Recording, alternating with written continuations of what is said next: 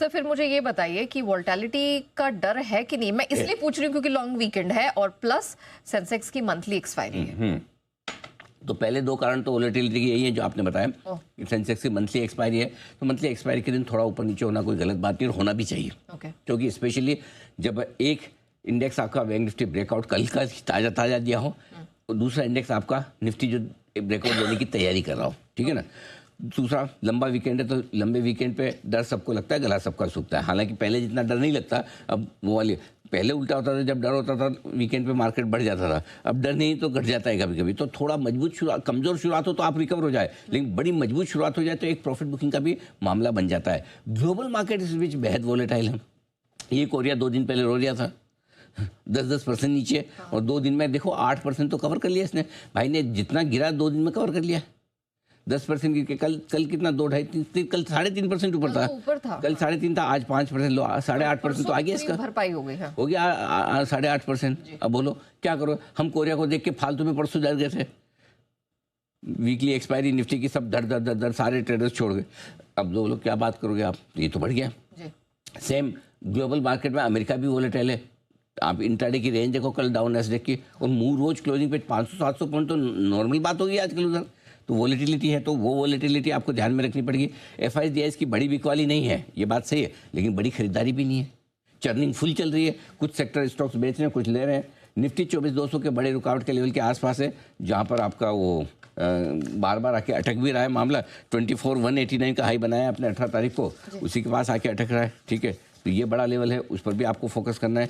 इसके अलावा आपके, और इसका एक और मैं बता दूं, DMA भी बता दूं, निफ्टी का आपका 24,174 पर है DMA, 100 DMA, तो वहाँ रुकना इसका बनता भी है।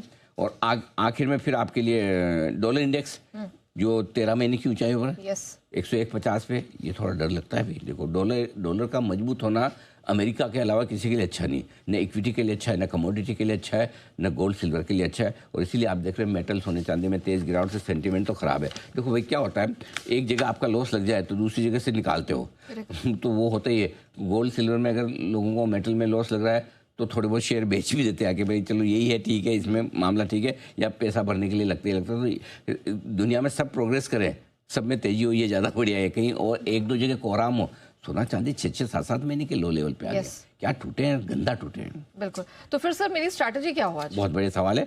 बैंक निफ्टी ने कल ब्रेकआउट दिया, तो पहली स्ट्रेटेजी ये होनी चाहिए कि आपको बैंक निफ्टी खरीदना है। कहाँ खरीदना है? यहाँ 2 जगह, पहले सपोर्ट लेवल पे ही ले लीजिए और अहम सपोर्ट लेवल पे। पहला सपोर्ट लेवल मतलब जो छोटा वाला होता है, अहम सपोर्ट लेवल जो बड़े लेवल है, दोनों जगह खरीदना है, ठीक है।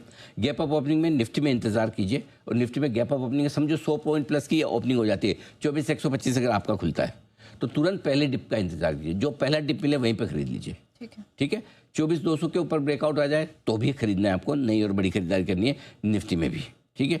वीकेंड सेशन है, मंथली एक्सपायरी वाला सेशन है, थोड़ा वोलेटाइल रहेगा। ऊपर में प्रॉफिट बुक करने में भी हर्ज नहीं। 24,175, 24,165, 24,200 की रेंज में आए तो वहाँ प्रॉफिट भी बुक कर सकते हैं। जब तक निफ्टी 23,800 और बैंक निफ्टी 57,100 के नीचे बंद नहीं हो रहा, तब तक ये बाय ऑन डिप से, ये 2 लेवल को गोड के पीछे ही आप 23,800, 57,100 याद होगी आपको, ठीक है। अब रेट सेंसिटिव शेयरों में ज़्यादा तेजी रहेगी। ऑटो, बैंक, रियल एस्टेट ये तेजी में रहेंगे। डॉलर इंडेक्स की मजबूती से जिनकी हालत ख़राब होती है वो कमज़ोर रहेंगे, जैसे कि आपके मेटल वगैरह, ये गोल्ड से जुड़े हुए, ये सारे गोल्ड फाइनेंस कंपनियाँ, ये सारा है। बाकी क्रूड से फ़ायदा होने वाली कंपनियाँ मजबूत रहेगी। ये सारा ट्रेड बनेगा, जो मैं आगे थोड़ा और डिटेल में बताऊँगा।